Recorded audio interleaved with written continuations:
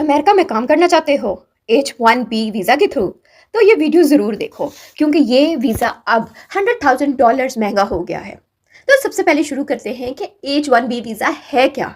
ये एक work visa है जो स्किल्ड लोगों को जैसे इंजीनियर्स, डॉक्टर्स और IT एक्सपर्ट्स जो हैं उनको अमेरिका में काम करने का मौका देता है। हर साल 85,000 लोगों को ये मिलता है।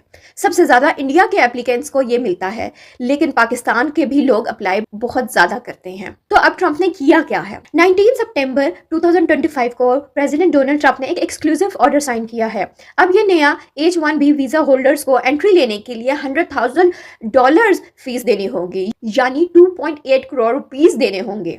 ये रूल उन लोगों पे अप्लाई होता है जिनकी पिटीशन अभी फाइल नहीं हुई। अगर आपके पास पहले से अप्रूव्ड वीजा है तो आप पे ये फी अप्लाई नहीं होती। सबसे बड़ा सवाल कि ट्रंप ने ये आखिर किया क्यों?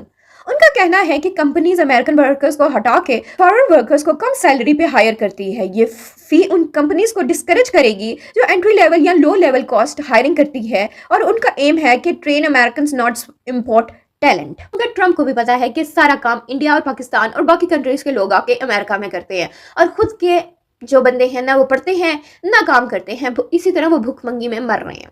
खैर, अब सबसे ज्यादा इस बात का असर इंडिया पे पड़ रहा है। इंडिया के IT फर्म्स जैसे इन्फोसिस, TCS, विप्रो सबसे ज्यादा H1B यूज करती हैं। ये फी उनके लिए बहुत महंगी है। इंडिया गवर्नमेंट और टेक इंडस्ट्री ने इस पॉलिसी पे क्रिटिसिज्म दिया है। लीगल चैलेंजेस भी एक्सपेक्टेड हैं। ये इंडिया और अमेरिका के कुछ हालात बेहतर नहीं है, और उसके ऊपर ये, लेकिन खाली इंडिया नहीं, पाकिस्तान पे भी असर पड़ रहा है। पाकिस्तान से H1B एप्लीकेंट का नंबर कम होता है, लेकिन इम्पैक्ट रियल है। स्मॉल कंपनीज अब पाकिस्तान टैलेंट को हायर करने से डरेगी। स्टूडेंट्स जो ग्रेजुएशन के बाद काम करना चाहती हैं, उनका प्लान अनसर्टन हो गया है। रिमोट काम और आउटसोर्सिंग का ट्रेंड बढ़ सकता है। इसी तरह टेक कंपनीज जैसे अमेजॉन, माइक्रोसॉफ्ट, गूगल सब हेविली H1B पे डिपेंड करती हैं। अब वो लोग शायद जॉब्स अमेरिका के बाहर शिफ्ट हो सकती हैं। इंटरनेशनल स्टूडेंट्स भी US स्टडी प्लान्स कंसीडर कर रहे हैं। तब होगा क्या? ये पॉलिसी 12 महीने के लिए है। ट्रंप एडमिनिस्ट्रेशन के दौरान चलती रह सकती है। लीगल केसेस फाइल हो रहे हैं। कुछ लोग जो एक्सपर्ट हैं वो कह रहे हैं कि ये रूल कोर्ट में चैलेंज होगा। तब तक नए एप्लीकेंट्स को 100,000 फी का प्लान बनाना होगा।